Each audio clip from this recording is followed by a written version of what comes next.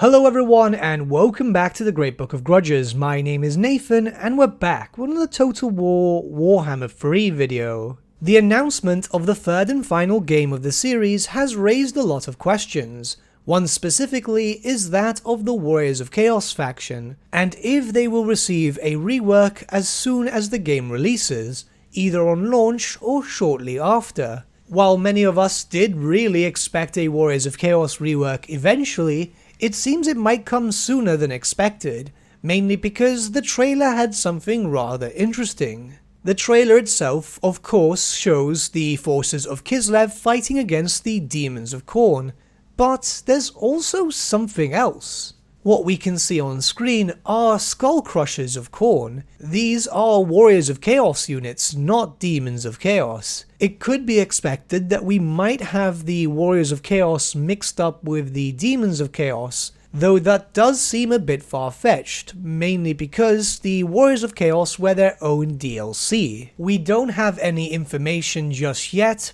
but I think it's rather unlikely that we will see a merging of the Demons and the Warriors of Chaos, simply because, well, they were two different army books, one for the Warriors of Chaos and one for the Demons of Chaos. Creative Assembly have indeed stated in the past that they'd like to keep them to their own respective factions. Plus, people did end up paying money for the Warriors of Chaos. Yes, it was free on the first week of Warhammer 3's launch, and during the pre-order season, but of course as time has progressed, new players have come into the game series and have purchased the DLC. It doesn't make sense to merge both factions, as of course what would happen here is, well, that's money that's been lost by the player, essentially. As it stands, I believe that we will see both factions separately, treated as two different races, but I do think that we will see some minor lines crossing here and there, in a very similar sense to Norska and the Warriors of Chaos right now, where perhaps some minor demons will be able to be recruitable by the Warriors of Chaos,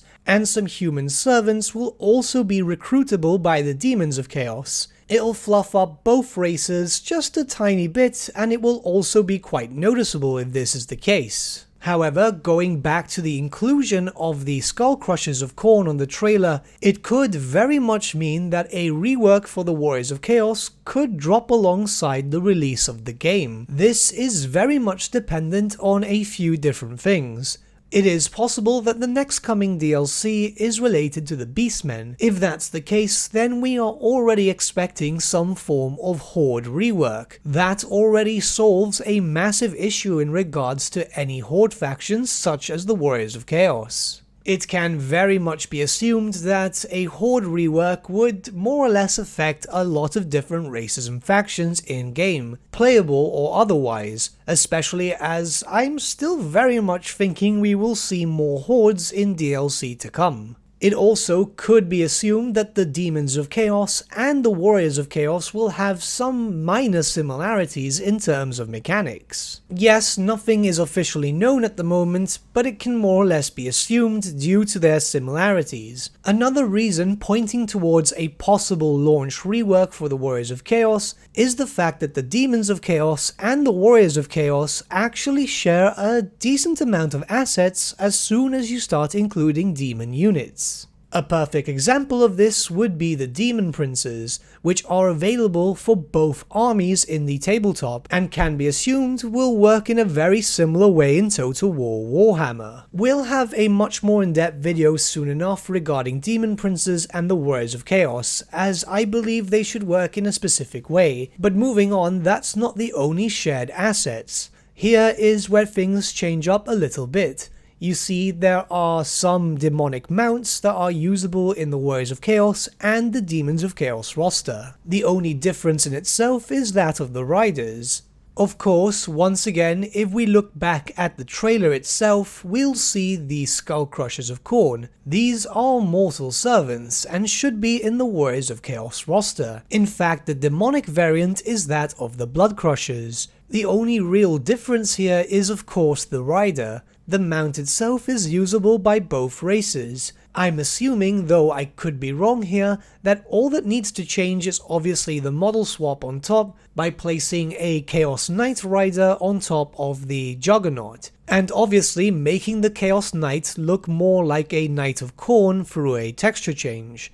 It's not really that much difficult, I'm imagining, and it's more or less what modders told me when I asked them about this matter. The same could also be said for the Hellstriders of Slaanesh and the Seekers of Slaanesh. We didn't see them in the trailer, however it can be assumed that we are going to get them. Again, Demonettes mounted on their own mount, and Chaos Marauders mounted on this mount. There is of course a bigger difference here, where it's not so much a model swap as it would need some slightly new animations. Mainly because the Marauders themselves, well, yeah, they've got a mutated arm, which they use as a weapon, but other than that, I'm assuming it would stay with the basic Marauder animations. The two units in question and the Demon Princes were obviously not implemented in Warhammer 1 because, well, yeah, they're demons. So it does make sense to add them in now, especially as there's not that many remaining units in the 8th edition roster, or at least not enough to focus on a DLC pack.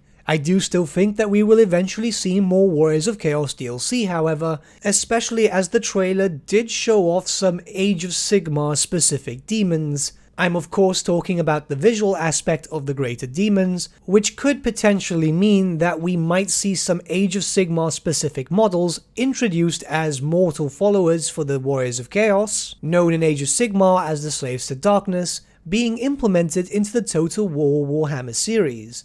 And while that does ruffle a few feathers to some people, I will have a video soon enough explaining as to why that might actually be a good thing. But again, the 3 units in question have so much already implemented in terms of assets and so on, I think it's just simple enough to add them in as soon as the rework comes out. Fixing up the Warriors of Chaos would be much needed, and if they want to start off the 3rd game with a bang, it does make sense to just get this over and done with. Especially as most races already have received some form of a rework already. Yes, a few of them still have some glaring issues, like for example the dwarfs, but in the general sense everything's pretty much playable barring the Warriors of Chaos, Norsca and the Beastmen. Whatever comes into effect with the Warriors of Chaos could also benefit the Norskans. And I'm assuming it could also work the same way from the Beastmen to the Norskans too, same as the Beastmen to the Warriors of Chaos.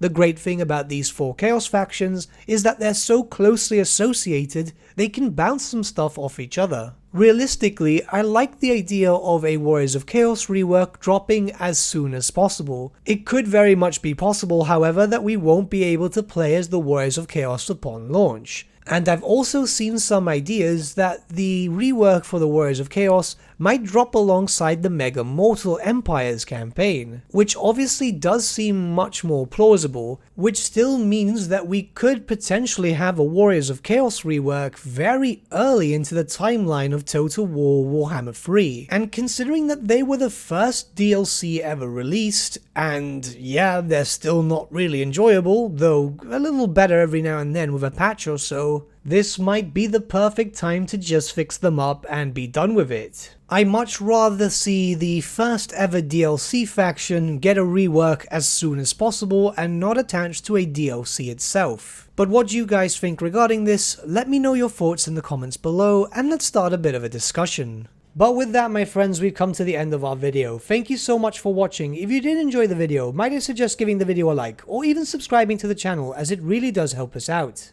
In the description section below are various links to different social media platforms such as Facebook, Instagram and Discord. Also in the description section is an affiliate link with Element Games where you could buy loads of hobby-based products, not just Warhammer, for 10 to 25% off. Making a purchase using that link and also our special code, which is also in the description, supports the channel at no extra cost to you, which we think is rather cool. A big thank you to our patrons. Your support means the world to us. It's amazing that people want to help a small channel like us grow and get to a higher level of content. A big thank you to Gibraltar LUSC, Ryan Bertsche, Andrew Prince and Okro for subscribing to us at our Fane level. You guys are super cool. And a big thank you to Edward Yule, VS Vasan, Aaron Whitman and Shaggy for subscribing to us at our King level. Honestly, we can't thank you all enough. And lastly, a big thank you to all of you for liking, sharing and commenting on these videos. Honestly, it's because of you guys that the channel has been growing at such a great pace lately, so we can't thank you all enough. But with that, my friends, thank you so much for watching once again, and we shall see you all again very, very soon. Have a good day.